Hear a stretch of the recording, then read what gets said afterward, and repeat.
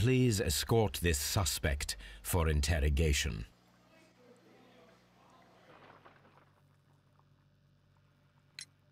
Tell me, Mr. Hurtley, what were you doing at Woodman's Lee? Woodman's Lee? I've never been there.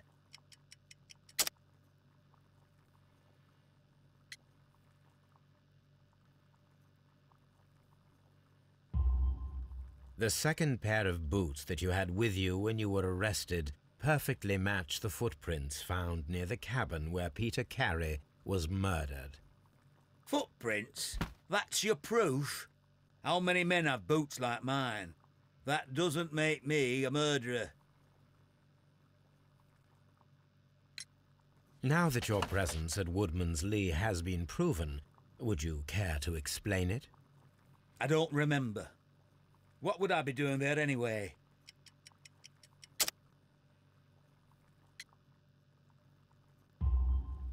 Because you are the gardener at Woodman's Lee. I'm not. How did you... I observed your hands. They told me that you work with the earth. Small fragments of plants snagged to your trousers indicate that you were mowing very recently. But the most obvious clue presented itself in the bird embroidered on your handkerchief.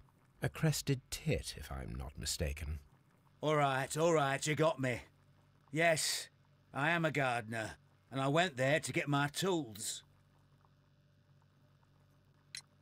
So tell me, Mr. Hurtley, what did you hide? Hide? What are you talking about?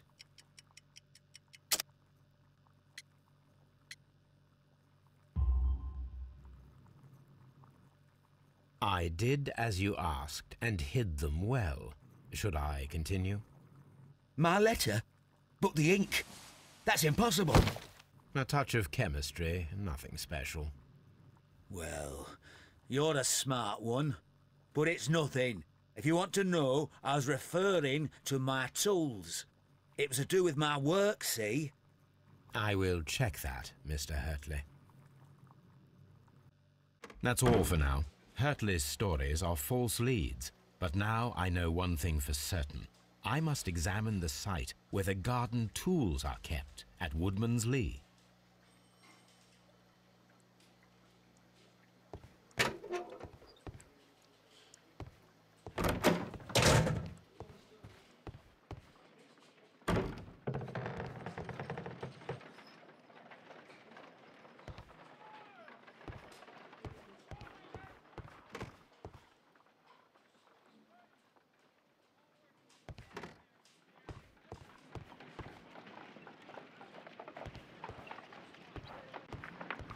How is the investigation going, Mr. Holmes?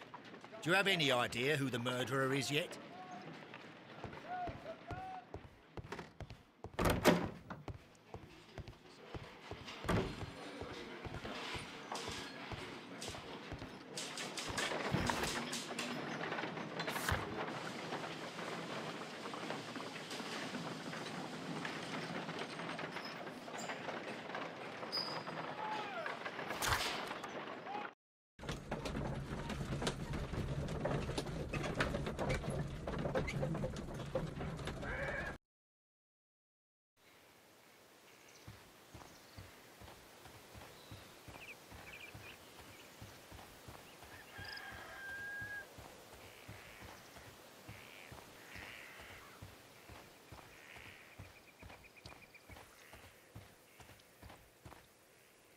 Locked.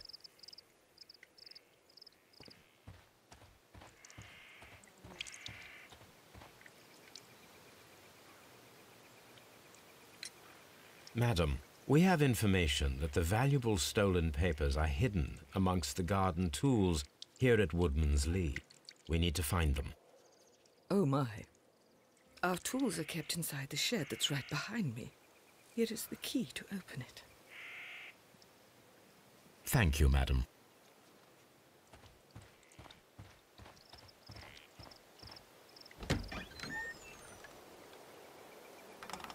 Let's see what could be hidden here.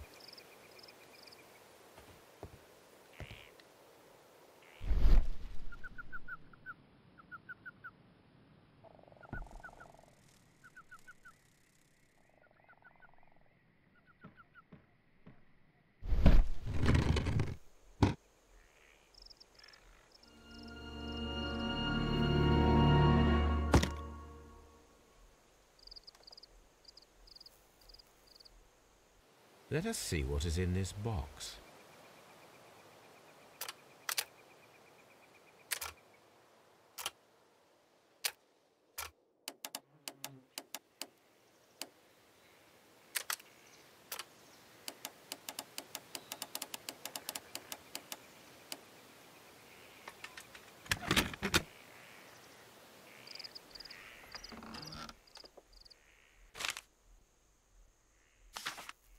A bundle of letters in a woman's hand with the Carey family monogram. Hurtley and Mrs. Carey were in a relationship. That is interesting.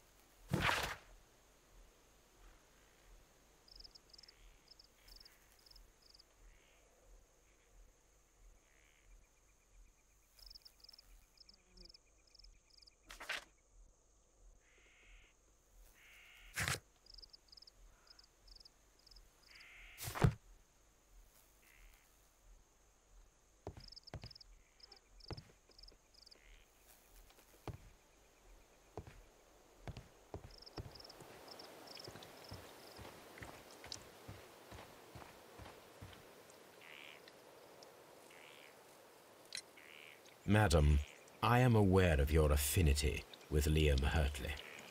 Oh, what are you talking about?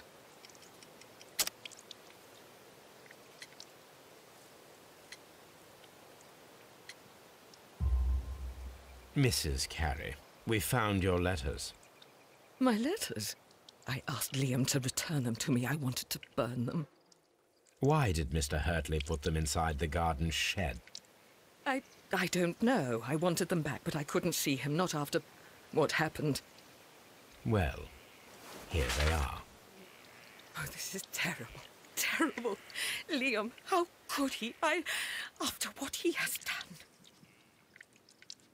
You believe that he killed your husband? No, I do not know. I do not know. Leave me alone, please. Thank you, madam. I wonder if Wiggins has managed to find any sailors.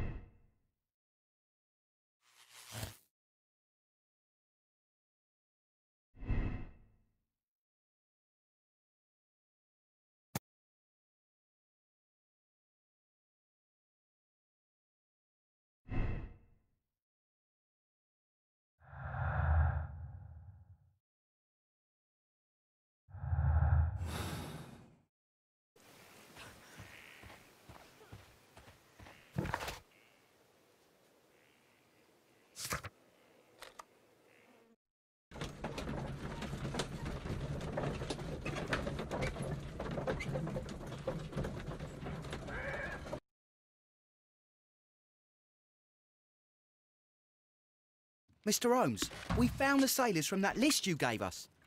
Well done, Wiggins. Let me see.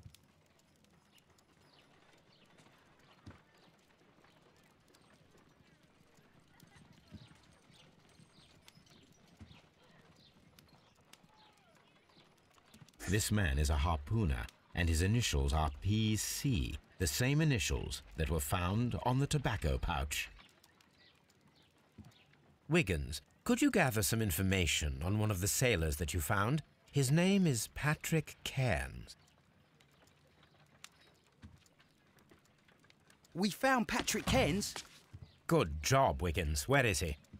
He lives in a small furnished dump of a room, but he's always at the Sea Witch pub, where he does arm wrestles for money and drinks. Excellent. Here is your reward. 2 guineas. Thank you, sir.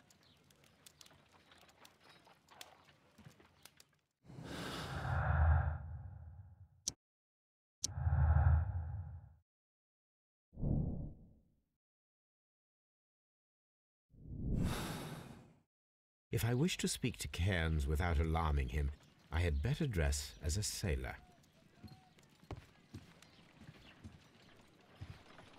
What should we do next, Holmes?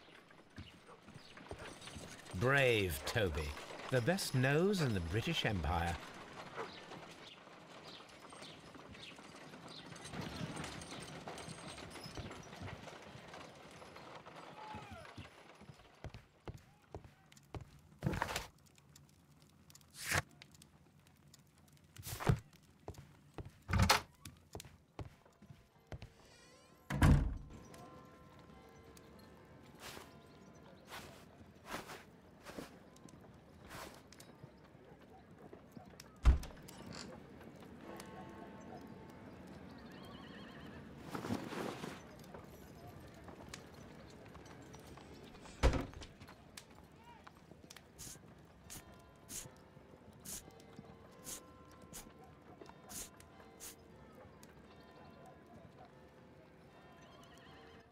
Now I can approach Cairns and see if he recognizes the pouch.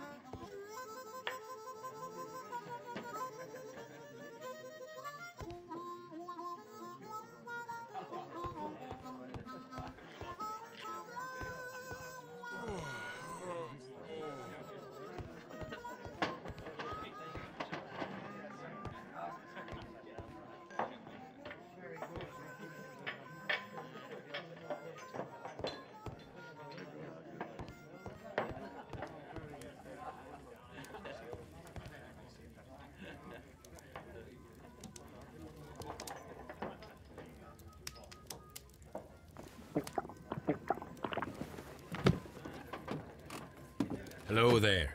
Are you Cairns? What do you want? We've heard all about the gambling and arm wrestling here. You seem like the likely sort, and I'm up for it. I start at 10 shillings. Suits me.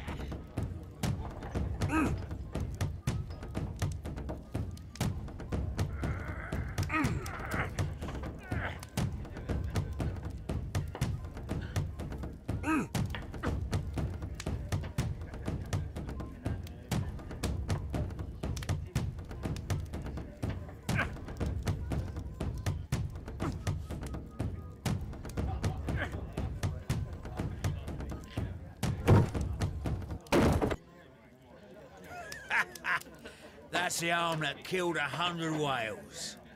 Care to lose another 10 shillings?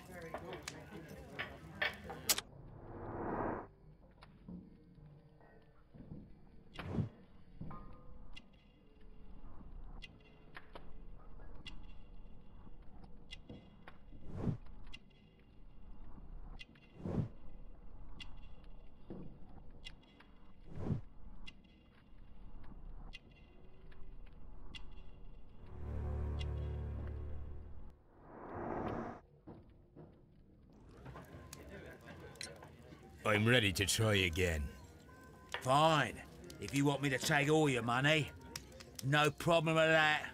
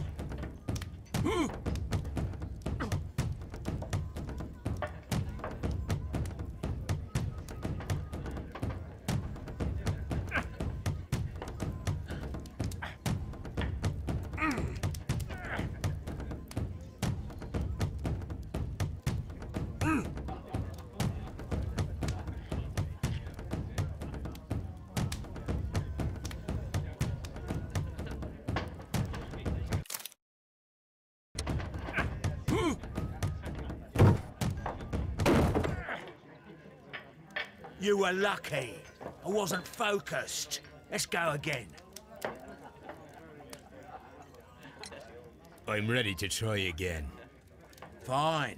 If you want me to take all your money, no problem with that.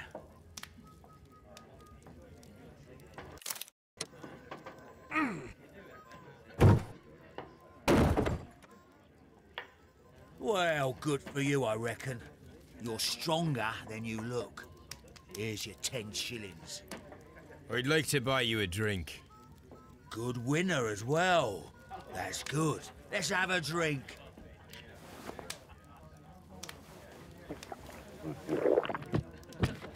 You're a good type. Seems you've managed to settle down in life. You've got money, eh? Not all that much. Oh, well. At least you're not as poor as me. Why do you say poor? You're not working? I'm a harpooner. But you see, the whalers are rare. They don't pay much. So, as a result, find myself arm wrestling to pay for my drink. A harpooner. Interesting. You've had a lot of adventures, I bet. Ah, of course. It's been a dozen years since I've sailed. I've seen everything. Old Wallace, damn Black Peter, Great Roger. We sailed to the Cape of Good Hope. Black Peter, you say? I've heard rumours about that one. He was the worst of them all. He was a liar, and violent too. Swinging those fists of his around. He was a tyrant, and not much of a captain. At least, not as good as Great Roger. I see. Yes. I was told terrible tales about Black Peter. But you ain't heard the worst. Tell me, and let's have another drink. It was in 1883 that it happened. The August of that year. Peter Carey was captain of the Sea Unicorn, and I was a spare harpooner. We were coming out of the ice pack on our way home. One evening, we saw a little craft that had been blown north. There was only one man on her, and he wasn't a sailor. The crew must have thought that she'd foundered, and they made for the Norwegian coast in the dinghy. I guess they all drowned. We took the man on board. And who was he? I dunno. During the crossing, he and the skipper enjoyed some long talks. His baggage was just a tin box. That's strange enough. Aye. Even stranger was that on the second night, he disappeared. Nobody knew what happened to him. And of course, nobody could ask Black Peter about it. You know what happened, don't you? I do. I saw the skipper tie his heels and push him over the rail in the middle of my watch on that dark night. 2 days before we sighted the Shetland lights. Black Peter's a murderer. Aye. Those that know him wouldn't be surprised to hear it. But all this must stay between us. All right? Of course. Back in a second. I'm off to the Ghazi. I'll be here with my drink.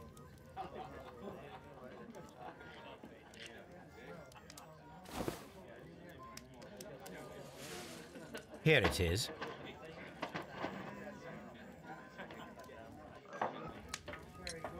Have you got any tobacco? I've run out of mine. Nah, I lost my pouch. I don't know where. Wait a minute. What's this? Oh, is this your tobacco pouch? Well, oh, it is. Well, I have to go now. I know a captain who's planning an expedition to Cape Cod. Captain Ahab's his name. He commanded the Pequod. He might need good harpooners. I'll tell him about you. Maybe. If you like, aye. I'm done here. It's time to leave.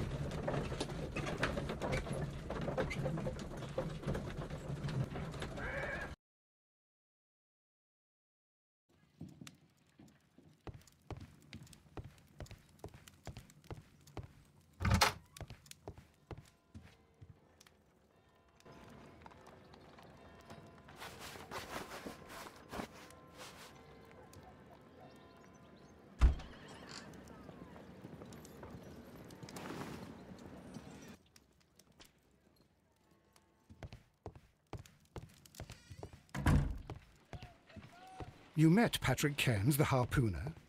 Do you believe he's the murderer?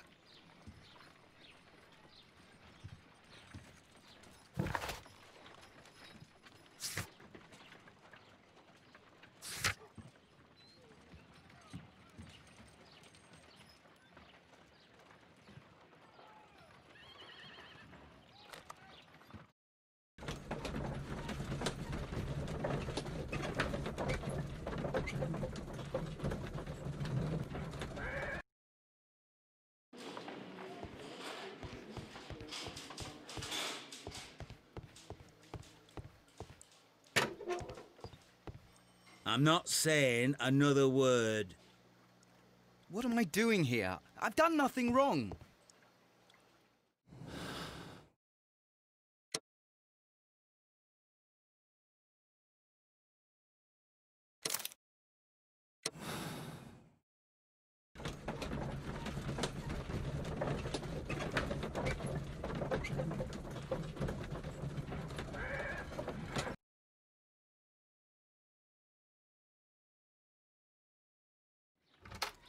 Good afternoon. I must be at the wrong address. I'd like to speak with a ship's captain, a Captain Ahab. Is that you? No, my name is Sherlock Holmes. That detective fella? So, you wanted to see me? That is correct. We need to talk. About what? About Black Peter, who was killed in his own hut with a harpoon. You know, don't you? Yes. How? The tobacco pouch. You recognized it. Oh, the sailor. It was you. Unbelievable. Well, fine. I confess. But if you really do know everything, you should also know that I didn't want to kill him. He made me do it. I know. Did you know about this story with the bond certificates? Did you need money? Yeah.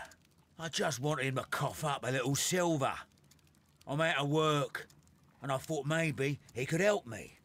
Well, he refused outright, and he insulted me. I reminded him I knew all about that murder he committed at sea in 1883. Then he got mad when I spoke about his treasure. I barely just had time to throw the harpoon at him before he could jump at me with his knife. You know the truth. What will you do now?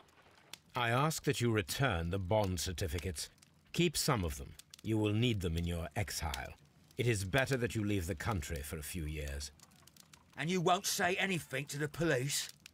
I will not say anything as long as you return the money. Well, I'll do as you ask. But what about Inspector Lestrade? I will deal with him. Goodbye.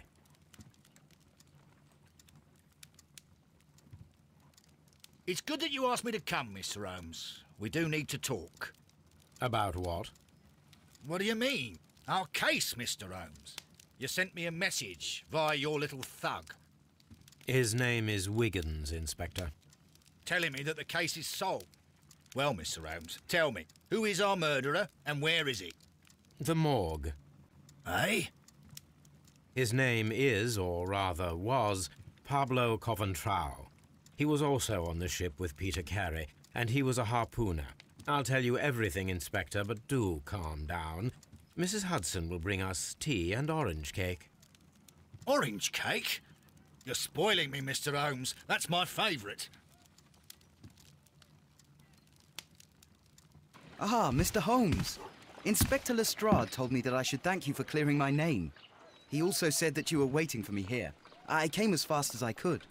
I cannot thank you enough. It is all because of you that this nightmare is finally over. I believe that this belongs to you. My father's securities. Incredible! But how did you get them? It would take far too long to explain. Tell me. This is extraordinary. You are a genius. Then that may serve as an explanation. Goodbye, Mr. Neligan, and good luck. Goodbye, Mr. Holmes. And thank you. 1,000 times thank you.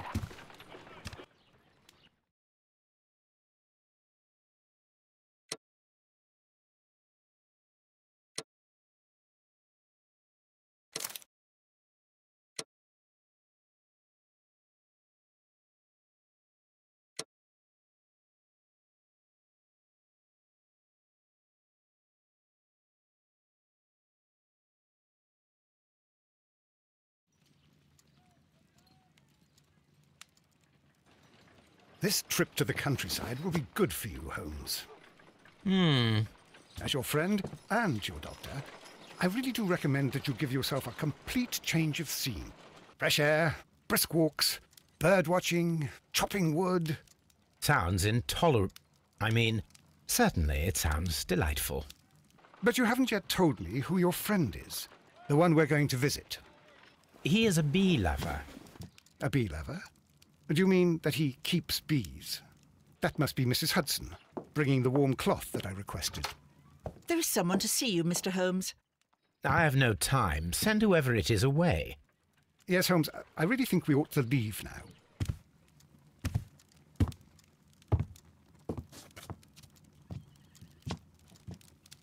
Mycroft. Sherlock. Oh, Mr. Holmes? Perhaps you don't remember me. I'm Dr. Watson. We met at the Diogenes Club a few years ago. I documented our encounter in a short story I gave the title The Greek Interpreter.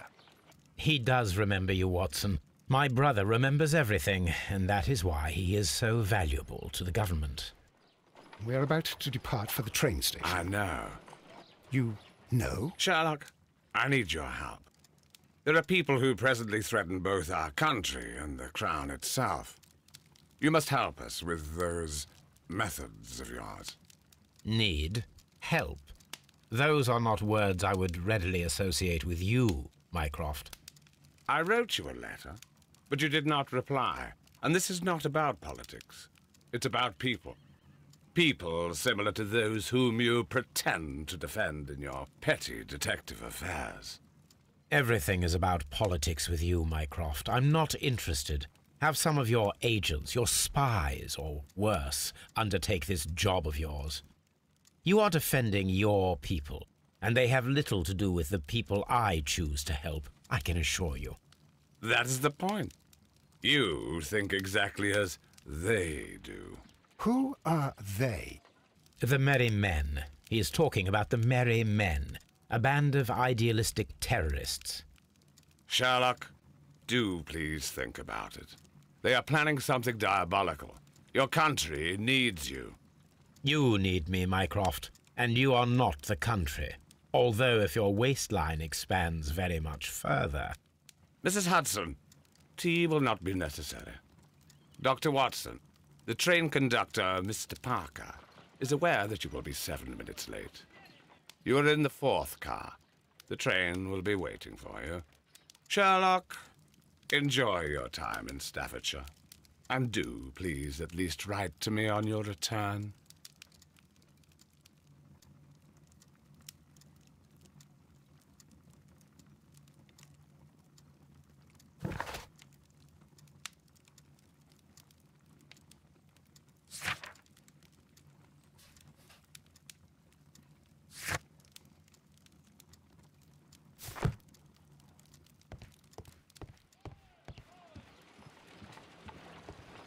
Look after Mrs. Hudson for us, Toby. Holmes, please call a cab while I pack my suitcase. We shall be late for the train.